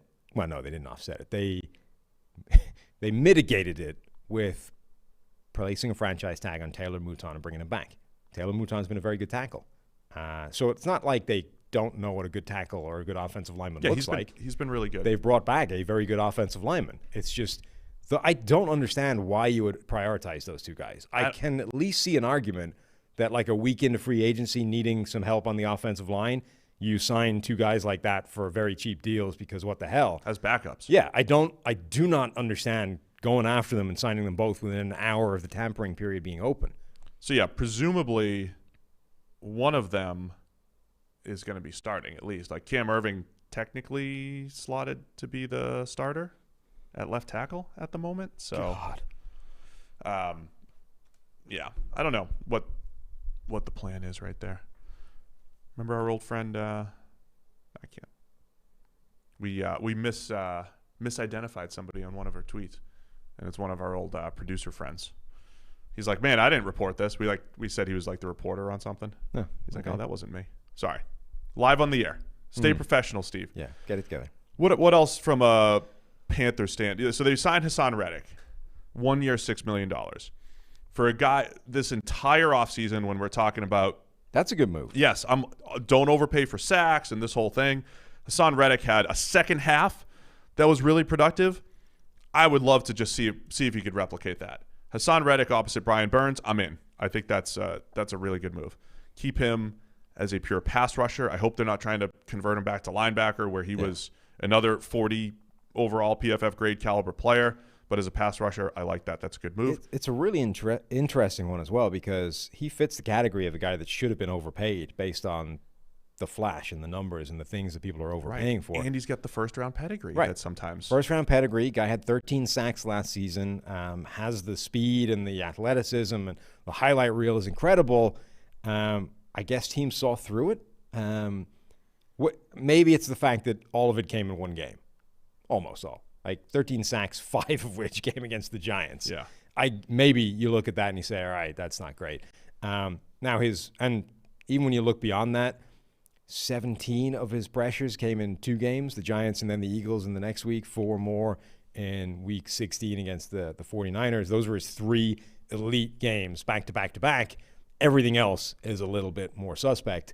But I do love the idea of, look, he's got speed, he's got bend, he's got the ability to make some crazy plays. It's not like so he beat up on Andrew Thomas a lot in that game. First round tackle for the Giants who struggled generally in year 1. But Andrew Thomas had actually been like getting his shit together at that point. He was playing reasonably well and then just got lit on fire by Hassan Reddick, which isn't just because like bad player met pass rusher met obstacle he couldn't help but fall over and get a sack, right? He actually had to beat that guy with speed and bend and all the all the pass rush traits that you want to see. He used to from show an edge at rusher. Temple, which Yeah. was great. But my point is, like, it's not like he just found an opponent that he couldn't help but beat up on. He actually had to show all the things that you want to see from an edge rusher in that game to get that kind of production. So I think this is a steal potentially when you consider some of the other moves that were made. Panthers really trying to confuse us by signing David Moore. So they add another D Moore to the mix to go with DJ Moore. Yeah. It's going to be confusing on the uniforms. So David Moore, he's been a solid deep threat. I know it's nice. It's easier to be a deep threat when you have Russell Wilson. Sure. And you're the number 3 receiver over there in Seattle for the majority of the time, but that's a nice complementary piece to DJ Moore and Robbie Anderson. Also a guy who, like, all he does is catch spectacular catches. But critically, right, the league is learning lessons. Because who was the last guy, I think, that fairly well fit that category from the same team? Paul Richardson? There you go. And Paul Richardson signed for, like, a $60 million contract or something ridiculous. Moore's been a much more productive player than Richardson but they were too. very similar in terms of, like, they're highlight reel players where everything they do is spectacular. But the problem is what happens between the spectacular plays. And that got Richardson, like, a monster top-of-the-market free agent contract. David Morris had to sign for 2 years for, like, less than $5 million. Yeah, so I like that. Look, the Panthers are one of, I think, the more intriguing teams this entire offseason. Year 2 of a regime, drafted all defense last year. They've been in on all the QB markets. We're really I like when you just get into, like, a new regime's thought process and what they value. Definitely concerned about the way the offensive line moves have gone. I like the other moves that they've made, though. Let's touch on the Bucs first. Let's get the Saints out of the way. Well, hang on. The last move that the Panthers made that I like is Denzel Perriman. Yeah, I meant to mention him. 83 run defense grade last year, and they've had some linebacker issues since Kuechly. A linebacker who, if it was 20 years ago, would be like an all-pro. He would be Bart Scott if it was 20 years ago. A guy who just, like, buries fullbacks in the hole and laughs about it later. Like, there's a highlight reel play from him that I tweeted ages ago when it happened of him attacking and decleating Mekhi Becton in the run game, right? Taking a running leap at him and just burying Mekhi Becton, who outweighs him by 100 pounds, like something ridiculous. Perriman has redonkulous power, but not great in coverage. Like, just generally not a 3-down linebacker anymore. I wonder if his value, though, goes up with the number of teams pivoting to this 2 tight end system and potentially swinging power football back in that direction. I mean, I think right now thing, he's not though, valuable, but maybe. We always talk about defensive linemen and needing to stop the run with fewer players. That applies at linebacker too. Now you can't be so one-dimensional that you then get exposed in space. But if you're going to be in a light 6-man box playing, against spread systems all the time, even against tight ends, they're still going to, move around and spread you out. You still need a guy that can handle destroying offensive linemen because you're going to have more offensive linemen at the second level to block you. So there is value in that. He only played 300-something snaps last year, and he had his best coverage grade, but again, it's limited. More news. Here's a Schefter tweet. I'm going to just quote it. Here's a twist to the free agent wide receivers. The Ravens have reached out to Kenny Galladay's agent, Todd France, to inquire about the former Lions wideout. Oh, there you go. Now this is what you've 180 been degrees for. from your just give him Will Fuller more speed. No, let's give him. Well, Will Fuller's off the market. Let's give him a contested catch guy. Now let's start cooking. That's what you wanted, man. You wanted to see what this looked like with a true wide receiver 1. I'm here for it. New Orleans Saints. Yes. Drew Brees retired. Yep. We covered their quarterback. We did a little prediction of their quarterback situation and a little, send off to Drew Brees on the PFF NFL Daily. They did end up bringing Jameis Winston back, so we're going full Tamus next year. They've had to cut Emmanuel Sanders, Janoris Jenkins, Thomas Morstead, Josh Hill, Nick Easton, Quan Alexander, traded Malcolm Brown to the Jaguars. They did manage to place the franchise tag on Marcus Williams, the safety, and their only other moves as far as bringing people back, Ty Montgomery, P.J. Williams, along with Jameis, as I said. Yep. So I think, overall, the Saints roster, they keep pushing the credit card, as you say, but you gotta pay some off a little at a time by cutting people. You still have to get rid of some people along the way. That's a lot of good players. Yeah, I mean, this is just this is the period where the credit card bill is actually due when you have to pay something. So paying it is cutting Janoris Jenkins, Emmanuel Sanders, Morstead, Josh Hill, Nick Easton, Quan Alexander. It's all the guys you had to jettison to get under the cap. That's paying down the credit card. Now you just restart. Like, that's what they do. Now you just start maxing out the credit line again, and then 12 months' time, when the salary cap, you have to get under it for the league year, that's paying the credit card down again. So this is how New Orleans operates. Obviously, the story for them is quarterback. I don't want to spend too much time talking about Jameis and Taysom because we're going to do it all offseason. In a minute, what's your prediction on how this plays out? No freaking idea. No clue Good whatsoever. Answer. Nice. Who the hell knows? I mean, you've got two quarterbacks, very different stylistically. Both have probably played around about the same level in terms of just overall baseline. Very different. Like Jameis Winston, air it out passer, turnover machine. Taysom Hill, actually quite an efficient passer, gives you a lot more from the run game and is a fumbling machine. I don't have any freaking idea what you would do with those two guys if you're Sean Payton. All I want to see is a combination of both of them. Just find a way. Red zone quarterback, designated third down quarterback, alternate by drives the way some college teams do. Whatever you want to do, don't care. Just want to see them both at the same time. I think the bottom line for the Saints season here, though, again, not to repeat ourselves, depending on the draft is going to be huge. Number 2 wide receiver, Traquan Smith. You've got Deontay Harris in there. So you've got Marquez Callaway. You have some question marks. Whoever the number 2 target is beyond Michael Thomas. Which probably matters more now that you don't have Drew Brees as the quarterback. Absolutely matters more now. And that's why I'm always wondering, like, Jameis, what is Jameis, right? We've seen him in 3 systems, essentially. Florida State, where, they always kind of chuck it down the field, and he had dudes to throw to. We saw him with Dirk Cutter in the Bucs, more of a vertical passing attack. And then we saw him with Bruce Arians, like the vertical passing attack, right? I mean, am I missing anything in there? Was there an extra system in there? I don't. Anyway, we've seen him pretty much in all vertical passing attacks. Now, the Saints have more of a horizontal passing attack, but is that by default because of Breeze the last couple of years and Teddy Bridgewater is the backup? Or is it Sean Payton's going to say, vertical passing attack, this is what Jameis does, we're going to throw the ball down the field? If that's the case, we also haven't really seen Jameis without a really good crop of wide receivers. We've seen him with the Mike Evans of the world and Chris Godwin, and we saw him with Kelvin Benjamin at Florida State, guys that you could just throw it up to and let them make plays. So is it the situation that always led to Jameis's high level of volatility, or is it the playmakers, and are we going to see something different? So I said 1 minute, but yeah, there's a lot to discuss. One more player I think you need to talk about is Marshawn Lattimore. So they get rid of Janoris Jenkins to get under the cap. Janoris Jenkins was the better of the 2 starting cornerbacks last year, assuming they don't have to play Mike Evans every week. Mike Evans every week, Marshawn Lattimore looks like the best cornerback in the NFL. But he just has it.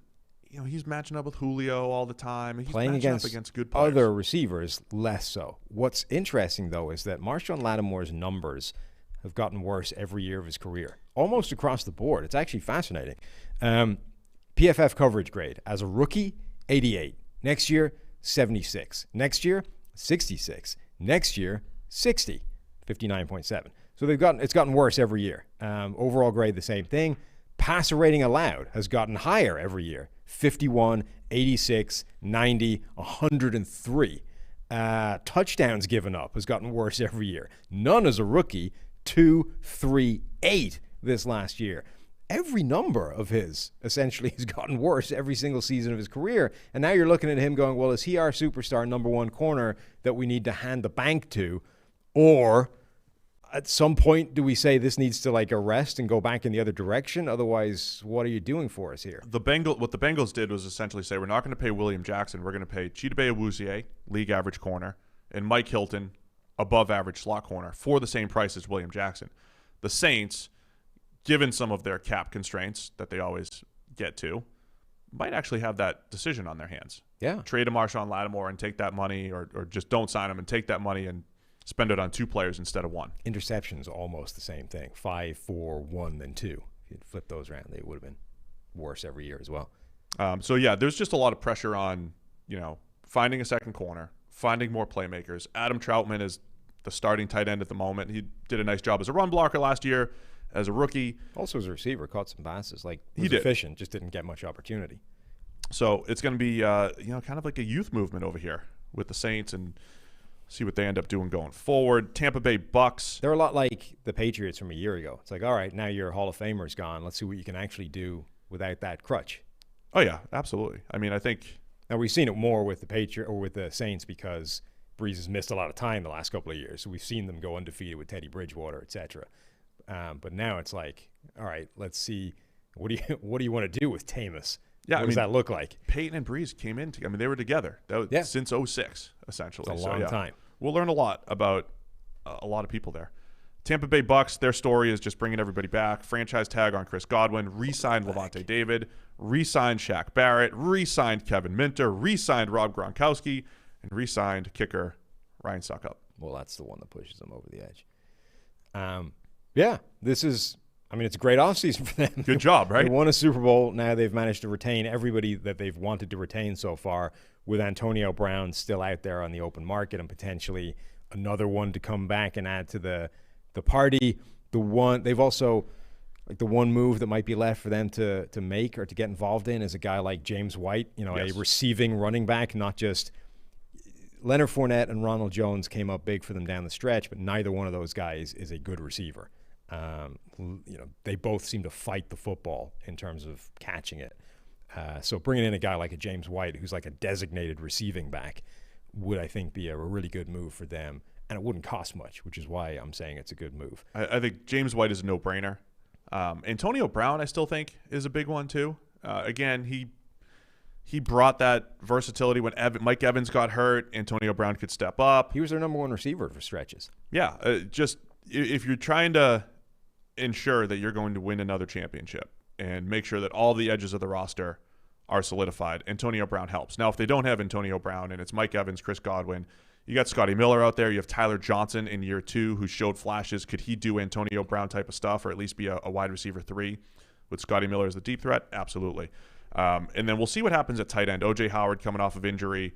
Still have O.J. Howard, Gronk, and Cameron Brate. There might be a move to be made there with O.J. Howard, who'd been rumored to be traded for like 3 straight years by the Bucks. So overall, just really good. Running it back and the right moves there for the Bucks. I think defensive line depth is something else they can look at, but we'll talk more as we get into discussing draft season. Yeah, they've done what we talked about in terms of you address need in free agency, you make sure that you can go into the draft just being able to draft the best players available without having to chase to plug holes. They've done that just by re-signing everybody. I mean, this is a roster that won the Super Bowl. They loaded up for that run. They've just done it again. It shouldn't be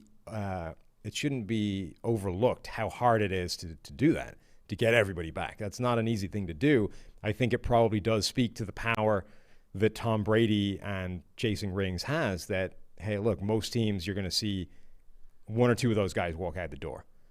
Maybe the fact that the cap went down and the money on the free agent market was less than it would normally be helped.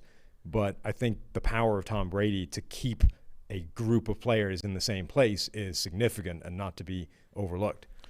All right, let's go to the West Coast. Our friends are awake now, Sam. It's almost 11 a.m. They're awake and ready to go. They've been waiting for their analysis. The Arizona Cardinals signing J.J. Watt early to kick things off. All right. Bring back Marcus Golden. Mm-hmm. And then their offensive line moves, I think, are really key. They trade for Rodney Hudson. Now, they did give up a 3rd rounder to get Rodney Hudson, but he has been the premier pass-blocking center in the NFL over the last couple of years, coming off his worst season in a while.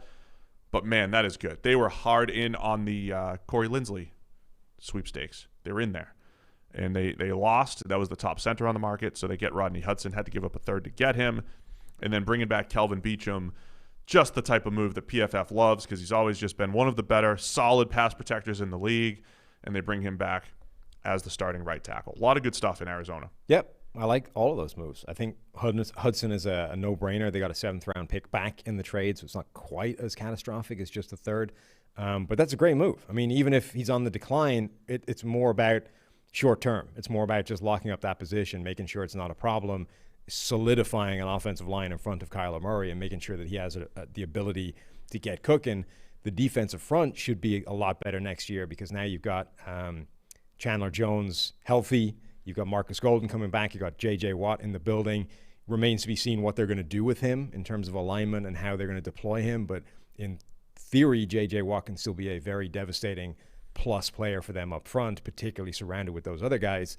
The Cardinals are moving in the right direction. I'd still like to see they signed A.J. Green. I don't love that, but I would like to see something else at receiver. Jordan Phillips is back, too. Remember last year at this time, everybody's like, he had 10 sacks. He's an elite pass rusher for the Bills. He had 2 last year on 163 rushes. Yep. Anyway, I'm excited about the Cardinals' defensive front. Remember how creative they got? Crowd in the line of scrimmage. Don't forget, movable chess piece. Isaiah Simmons is there as well. That's a lot of just talented players that they can deploy in that defensive front 7. My big question mark, as always, though, the secondary. Patrick Peterson gone. Last year is Patrick Peterson and Drake Kirkpatrick. They needed an upgrade there anyway. Yep. Byron Murphy, solid in the slot, so they've got to figure out outside corner. Also signed A.J. Green. I just said that. Oh, sorry. But I didn't say it initially. True. But A.J. Green with DeAndre Hopkins. Like, look, you watch A.J. play last year, it's like, it doesn't look the same. But is that still worth a flyer at $8 million just to see if he could get healthy? Not at $8 million. It's not. For 1 year? I don't think it is. But I think you're now left, where's your speed? Like, where's the deep threat? Where's the guy getting open on a consistent basis? Christian Kirk, Andy Isabella. I mean, Isabella isn't being used like that at the moment. So you need to that's the role you need. I don't care if it's Isabella or if it's a rookie or if it's somebody still coming in off the street. Should have got John Ross. But that's the role you need, not the A.J. Green one, which is, well, he couldn't get open at all last year, but maybe we can find old A.J. Green again. I think we already have a DeAndre Hopkins. We don't need a guy that wins with power and doesn't separate and wins contested catches. I thought Hopkins actually looked better in Arizona than he had in Houston, but you need the speed now. You need a guy that can separate and get open and be that viable alternative, and it isn't A.J. Green. Yeah, I agree. Remember all last year when I was texting you about A.J. Green's the next Larry Fitzgerald? Yeah. He's just going to pivot to possession receiver, late in his career, contested catch guy. Galladay's signed with the Giants. Done. News breaking. All right, let's go back to our Giants analysis for a minute here. 60 to 65 million over 4 years with a void year tacked on. Don't panic here. Listen, be a professional. You don't just always jump right to the breaking news. Oh. Sometimes you got to finish your previous thought. Are we done with the Cardinals? Yeah. Breaking news. Kenny Golladay to the Giants. Smooth. How's this affect the wide receiver depth chart over there? When we talked about it earlier. Now you actually have him, Darius Slayton, John Ross, Evan Ingram, Kyle Rudolph, Sterling Shepard. I like it, man. I like it, Giants. Yeah, I mean, we already broke this down assuming that, well, not assuming, but we talked about Kenny Golladay as a potential addition to the Giants. They were one of the teams that were supposedly in on him. So rewind, listen to what we said. We already covered it. Done. Oh, okay, good. Congrats, Giants. Good job. All right, AFC West. Let's go Niners here. San Francisco 49ers. Let me pull them up. I'm slowing down. Re-sign Jason Verrett. Re-sign Emmanuel Mosley. Always good. A couple of your cornerbacks that were going to hit the market. Presumably letting Richard Sherman walk. Their big move, obviously, is re-signing Trent Williams. So a lot of their business has been keeping guys in the building. And Alex Mack. So Trent Williams, 6 years, $138 million. He is the highest paid tackle in the NFL, Sam. Yeah, by $10,000 a year. That was funny. David Bakhtiari was tweeting at Trent Williams, essentially saying, "What are you doing, man? You making me? You just wanted to be. You're all petty, trying to be the highest paid tackle, and he did it by $10,000. So congrats to Trent Williams there. What do you make of the Alex Mack signing? Because he fell off a lot last year. Yeah, I broke him down a little bit when we were doing the free agent rankings. And it was really weird because he gave up a lot of pressure. Do you have his numbers up handy? I don't. But he gave up a lot more pressure last year than he gave up previously. 25 total pressures last season, which, to be fair, is less than the previous season, but around double what had been his baseline before that. But his pass blocking grade was the worst it's been, 56.4. But when you go through those plays, He's never been the most powerful player. He was getting bull rushed a little bit. But there were a lot of like mental errors in there. It was a lot of just unblocked stunts and unblocked pressures and things that were really on him at center, which I didn't know what to make of that. You know, when you're our age, he's 35. When you're younger than us, usually the mental errors aren't the issue. Brain for starts Alex to Mack. go a little bit, you know. So I'm gonna chalk it up to maybe a slight anomaly. He's still graded in the green as a run blocker. Mm-hmm. He is going to Run Kyle blocking Shanahan. didn't fall off, really. Yeah, he's always been one of the better zone blocking centers in the league. One of the best that we've seen over the last decade.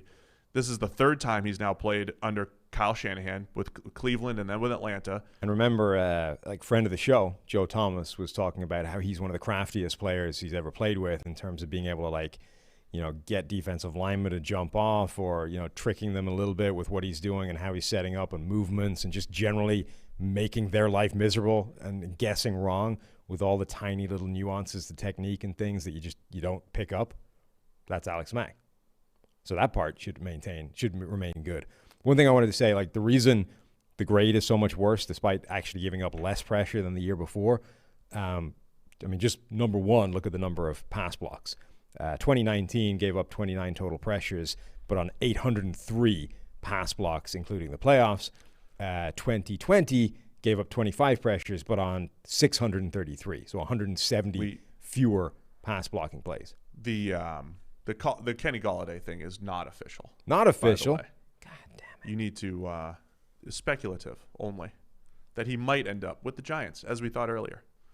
So we all take that back. We have no idea on the Kenny Golladay thing. We don't take it back yet. Let's just keep going. Listen, maybe it happened. We take it back. No, we don't. We don't know. Don't take it back. I don't take anything back. We just said it. Just might not happen. Yeah. See what happens. Kenny Golladay, though, to the Giants would be good for the Giants if that's the case.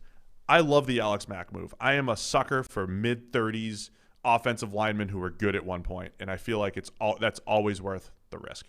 Mm-hmm. So Alex Mack in the Shanahan system, I think, is good. Trent Williams at left tackle. Old man Mike McGlinchey there. I mean, McGlinchey's older than Mack and Williams anyway to kind of hold it down. Sam, you seen what's happening here? Yeah.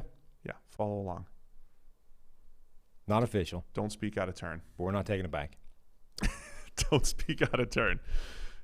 What else here for the – yeah, so the Niners from a cornerback situation, you mentioned Verrett and Mosley. At least they have players starting there. And Verrett, worth that other flyer there for sure. Yeah, Juice check back too. Verrett apparently turned down bigger multi-year deals to bet on himself again. I get the confidence. I get, always wanting to back yourself, but at some point have a little bit of self-awareness to realize what your injury history has been like. If you were given greater security and greater money for a multi-year deal than 1 year 5.5, feels like he should have taken that. Given his injury history, no. He's proven he's healthy now. He's good. He proved he was healthy for one season, sort of. Nah, he's good. But like the previous years before that, didn't play in 2018 at all. Played 4 snaps in 2019, 63 in 2017, 260 in 2016. That's half a decade in which he's played like 300 snaps. If somebody was offering you multi-year security, I mean, yeah, I would take that. Yes. Good for the Niners, though. It's a good move for the Niners. We're looking from the team perspective here. Samson Ebukam, add a little depth, but at 2 years, $12 million. I don't know if that's up to or total. That seems like a lot for a backup pass rusher there, but especially given like what Hassan Reddick got. Reddick showed more in that down the stretch run, I think, than Ebukam has during his career. He showed more in those 3 games than Ebukam has. So it's not terrible, but yeah, adds depth there. Ebukam, D Ford, Nick Bosa, Eric Armstead. They got to keep strong in this defensive system on the defensive line. Seattle Seahawks, let's go there. They cut Carlos Dunlap at the beginning. Josh Gordon officially cut at one point. Greg Olsen retired. I like some of the under-the-radar moves the Seahawks have made, though. They traded for Gabe Jackson. So you get the buy low on a formerly pretty good guard. Yep. He's regressed a little bit. Akilla Witherspoon, former 49er, bring him in as a guy that's shown flashes, has good size, movement skills, that whole deal. He's shown really good flashes through the years. Gerald Everett for 1 year, $6 million. New offensive coordinator comes from the Rams, familiar with Gerald Everett. I think if the Seahawks are making adjustments offensively, they need to attack more horizontally and create more yards after the catch situations, things like that. Gerald Everett's prime for that. 1 year, $6 million compared to like what Jonnu Smith got with the Patriots. I love that. I was surprised his market was that low. I thought Gerald Everett was actually a player that would get overpaid more than he would fly under the radar. Like I thought he was, if anyone was going to get the big monster deal, I would have actually expected it to be Everett over Jonnu Smith. Not that I'm saying they're wrong, but that's the way it felt like that was going to go, or at least be in the same kind of ballpark. And my point would have been that, hey, I think Jonnu Smith is actually a way better bet than Gerald Everett. You know what, though? He's coming off his worst season, 61 grade. Do you think there was a huge market for Jonnu Smith? Or did the Patriots just pay him what they wanted to pay him? Yeah. Because there's always that opportunity. I say that all the time with the draft. Like a player's a first-round player if he gets drafted in the first round. But there's always like when Tim Tebow got drafted in the first round, he's a first-rounder for life now. But I think the Broncos were the only team that was actually going to draft him in the first round. So what do you do with that? I mean, you don't really know. But, yeah, look, Everett's a good – I also think, Everett's somewhat limited as a blocker. He's got a very specific role. But I love that as 1 year, $6 million. They re-signed special teams ace and all-around playmaker Nick Bellore. Thanks to Mike Renner for breaking that while we were live on the air yesterday. A lot of breaking news when we're live on the air. Yeah. Ethan Pocic comes back for 1 year, $3 million. That's about what he's worth at this point. I'm not trying to say that in a negative way, but I'll take Pocic as a backup. Can literally play any position, at least he can play any position. Let's leave it at that. Look, he's also one of those guys that showed a little bit in college and has had decent spurts that I'll bring him back for 1 year, $3 million, just in case he figures it out. Okay. Wyatt Teller style. You never know. I think Gabe Jackson is a really good move for them, though, especially in this whole through the prism of Russell Wilson being upset and not having pass protection and good offensive linemen in front of him. And Gabe Jackson's had a weird career in terms of it's almost upside down. Like we expect offensive linemen to have this linear progression year on year of just getting a bit better, and suddenly you're a really good offensive lineman. Gabe Jackson is he's still under 30, and his career is almost upside down in terms of being really good right out of the gate. PFF pass blocking grades of 86, 84, 79. You can hear the numbers going which way they're heading here. Wrong way. 77, 76, 76, 69. Like, we're just heading incrementally backwards here. Now, it's still in a reasonable place, but that's a weird trend to just get that consistently a little bit worse every single year. But to be still under 30, to still be a good pass blocker, I think that has to be a good thing for Russell Wilson. That enough to keep Russ happy? And I don't think it's enough necessarily to keep him happy, but it's at least an olive branch or a step in the right direction, right? It's some visible sign that we are prepared to do something for your offensive line woes, Russell. Seahawks are at the low end of having available cap space, so it's not like they were going to be free spenders out there. So they are very much just, But that's also another reason that I think it's a significant olive branch, because they traded for him. They picked up his contract, which was not insignificant. Yeah. Las Vegas was trying to get rid of it. I mean, that's why he was on the market in the first place. So they have said, not only are we prepared to get you an offensive lineman, but we're prepared to trade a draft pick and pick up a contract that's more bloated than we would like for the offensive line. So those are, I think that is a significant move, as much as, hey, we're just picking up an offensive lineman in the middle of free agency for a low round pick. I think it is a significant step towards what Russell Wilson wants because of those factors. All right, let's wrap it up with the Los Angeles Rams. Not a lot to chat about here. They re-sign Leonard Floyd. That's their big move. And obviously the Jared Goff, Matthew Stafford trade happened, and they traded Michael Brockers for that all-important 2023 seventh rounder, as we talked about earlier. Floyd for 4 years, $64 million. I made the genius point a couple weeks ago that you just, you don't overpay for sacks, but they had a compensatory pick in their hand. Somebody was going to pay a ton of money for Leonard Floyd off of all these sack totals that were inflated by your system and by Aaron Donald. And then the Rams signed him anyway. Yeah. Okay. to big money. He's 4 years, $64 million. I look at Floyd similar to like Bud Dupree. Like I like he's a fine player. He's a solid player. Like Bud Dupree's not bad, I don't think. And Leonard Floyd has been as consistent as it gets. Green, high 60s, low 70s grades his entire career. Every facet, plays the run. I actually love watching Leonard Floyd drop into coverage, which he's done quite a bit in his career. At 6'6", he moves well, and he adds a little bit of versatility there. He's just not an impact pass rusher. And we've got back-to-back seasons of guys with mediocre pass rush grades, Leonard Floyd and Dante Fowler, picking up. I think Fowler's was 11.5 sacks. We had him with 15, and Floyd was over 10 last year. Both guys essentially benefiting from what's around them.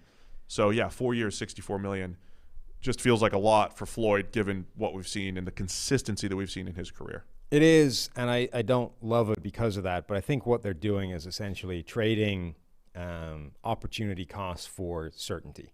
It's like, yeah, so you gave up a lot of money for a guy who we're fairly convinced, at least in large part, is a product of Aaron Donald or general Aaron Donald plus environment. And the logic being, because we've seen that from Dante Fowler and from Leonard Floyd, we're fairly confident that you can do that with somebody else for a lot less money and have similar results. But fairly confident is not sure. Yeah. And the Rams right now are working on this basis of getting back to the Super Bowl. We loaded up. We got Matthew Stafford. We're going on a run. And, okay, you might be confident you can do that, but I don't know that. And we know we're going to get what we're going to get from Leonard Floyd because we just got it. So let's just pay for the certainty of this guy does maximize those opportunities with Aaron Donald. We don't know if the next guy would have. We've no idea if we could plug Hassan Reddick in there and we would get the same results. We think there's a pretty good chance, but who knows? And we're not prepared to risk that. So let's just pay it and move on. We always talk about the importance of depth in the secondary. They just lost Troy Hill to the Cleveland Browns and John Johnson to the Cleveland Browns, two guys who have been extremely productive. And now you've got guys like Taylor Rapp taking on a bigger workload, guy that I loved last year, Terrell Burgess, who got hurt, taking on a bigger workload, David Long from a couple years ago that we liked, bigger workload. So that's one of the biggest stories, I think, for the Rams.